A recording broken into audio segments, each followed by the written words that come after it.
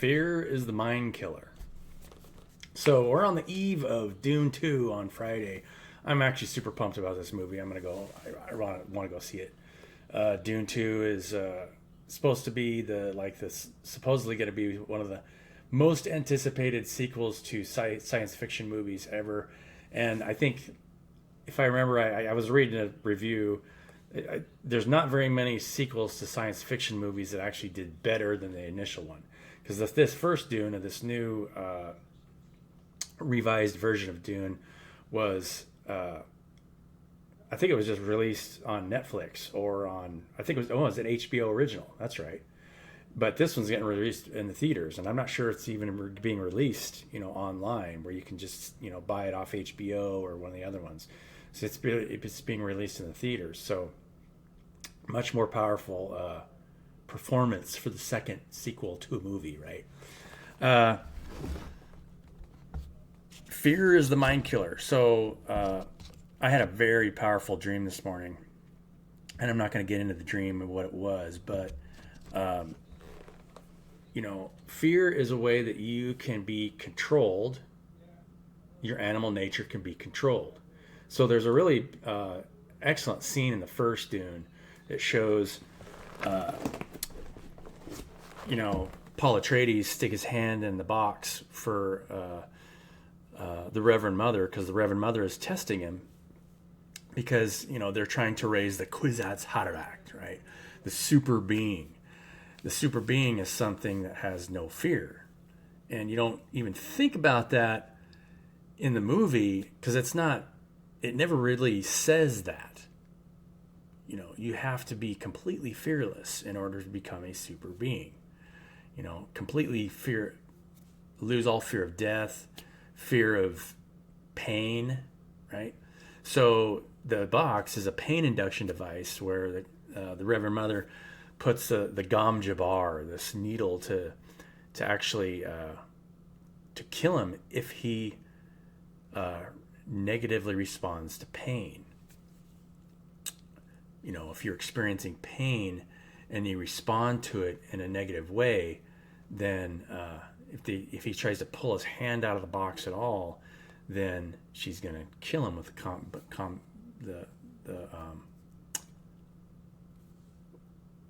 the needle. So, very interesting scene, and it shows him where he's, his hands in this box, and it shows his flesh like burning and dripping off. He's like, the pain, but he doesn't pull his hand out of the box, and then she says, "Oh, that's enough."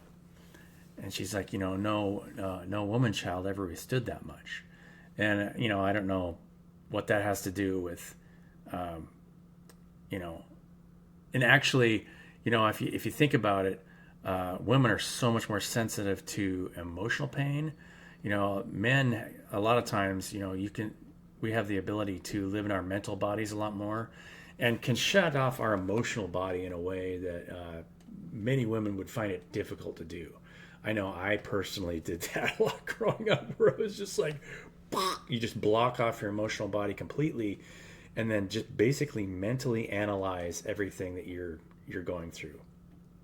It's a powerful ability, but it's also a powerful block at the same time, because if you're not sensitive to the emotions of the people around you, then you won't be able to pick up and be empathic to what people need. At the same time, sometimes they don't need empathy. They need direct mental clarity as to what, a direction to go. So it's both, it is a way to conquer emotions, but it's also a crutch at the same time, because if you're never living in your emotional body, then you're not really responding emotionally to the people around you, right? If you're just constantly just analytical, and you're never really responding to anybody emotionally, then you're never going to connect with anybody, right? So getting back to fear, fear is a false reality. Fear is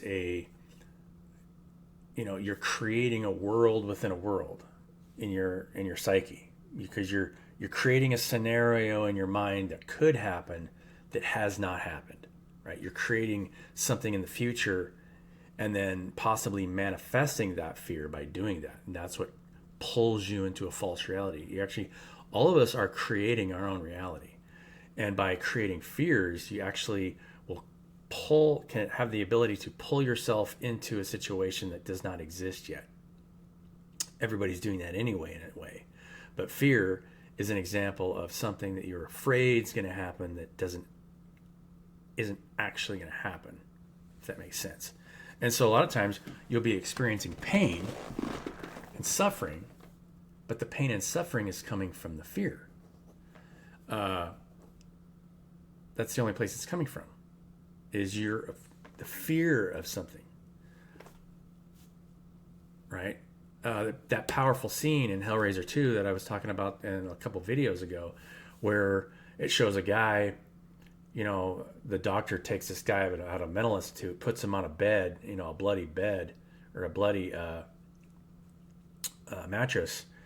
And this guy is delusional. Fear is a delusion, but it's also,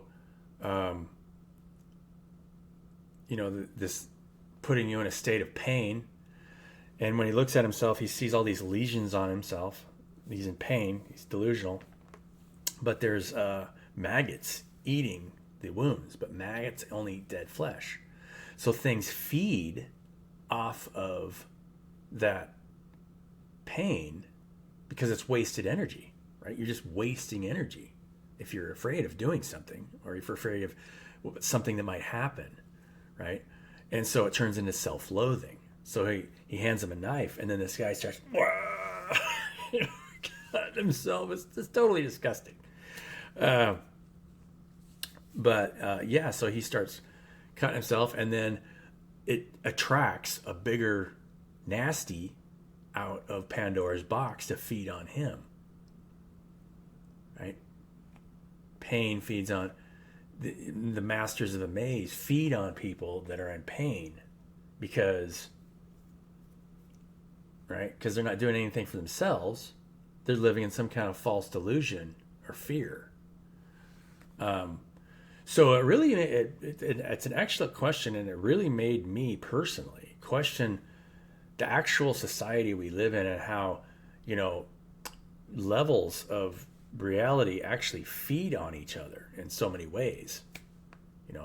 Are we creating differences in potential, and instead of, helping people ground out their pain and lifting them up, are we just feeding off of people's pain, right? Do you get enjoyment off of seeing other people suffer? Or do you get enjoyment on seeing other people be successful and lift them up and congratulate them for their wins? It's a serious mental illness in society. And you will notice, monitor your own mind and think about, if I saw this person sitting across from me, because everybody is a really good representation of your shadow. If I saw the person across from me, if I saw them being very successful in life, and they were the way that whatever they're successful at, right? If they're successful helping people, if they feel like they're empowering people, would I be happy for them and lift them up and congratulate them and make them feel good about themselves? Or would I secretly be resentful because I'm not getting that, right? It's something that every successful person has talked about and has had to deal with, because when you get to a place where you're successful, you will always have people in your past that are not happy about it because they didn't do it for themselves, because the only thing that's holding them back is fear, a false reality. It's all just a false reality. But in order to be successful and to be actually in a place where you can get to a place where you can help other people and be happy for other people, you have to go through that process. It's not something that you just, bang, happens overnight, right? So they'll be sitting there happy for your suffering while you're suffering, right? Some people, not everybody. I'm not going to trend that it's about everybody. But, everybody talks about this. But then when you're successful, then people aren't happy about your success, right? I've had people reach out to me and say, "Hey, congratulations on your book. That's amazing." And I was just like, "Yeah, thanks. I really appreciate that." I really appreciate it when people reach out and tell me that they're happy for me, or that I've accomplished something, right? But that's not the end. You're constantly working daily to accomplish things for yourself. So I encourage any of you guys out there watching this video that fear is just an illusion. And it doesn't matter what happens out there. For one thing, refuse to believe that you are certain of anything. That's one message that I get from Spirit all the time.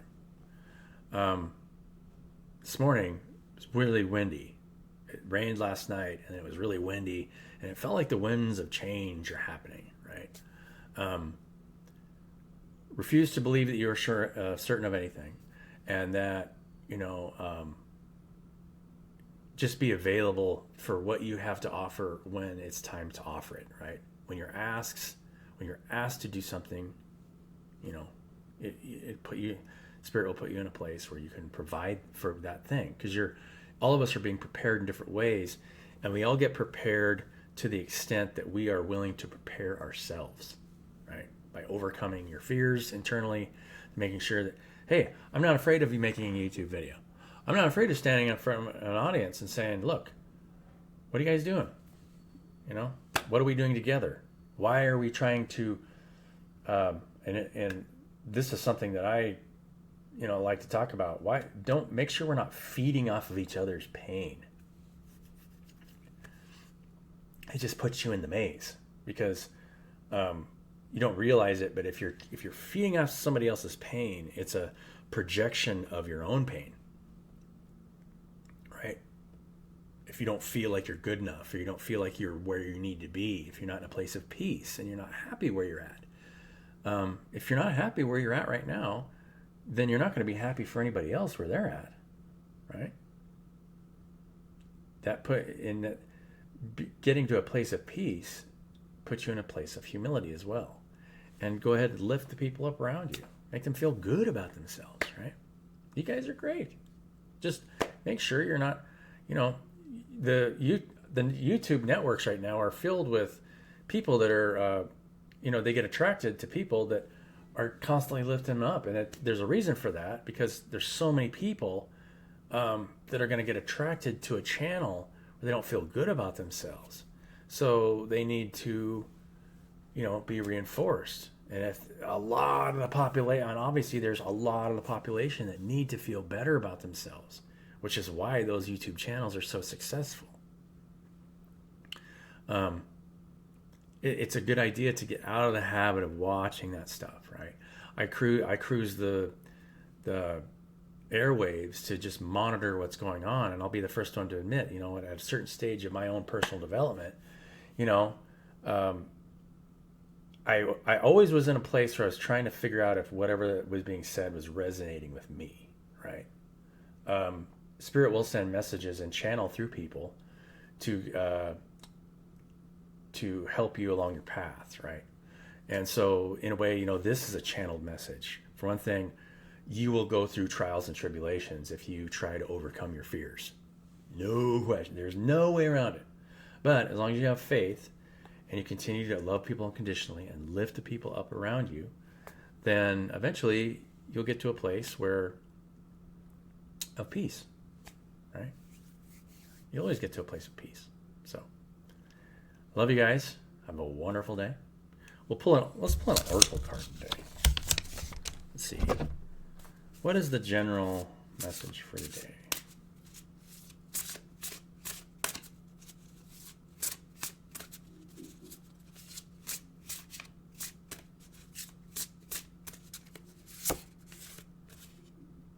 Timeout. It's like, you take a timeout, right? Let's take a timeout. Maybe the group collective needs to take a timeout. Maybe I need to take a timeout. Shine.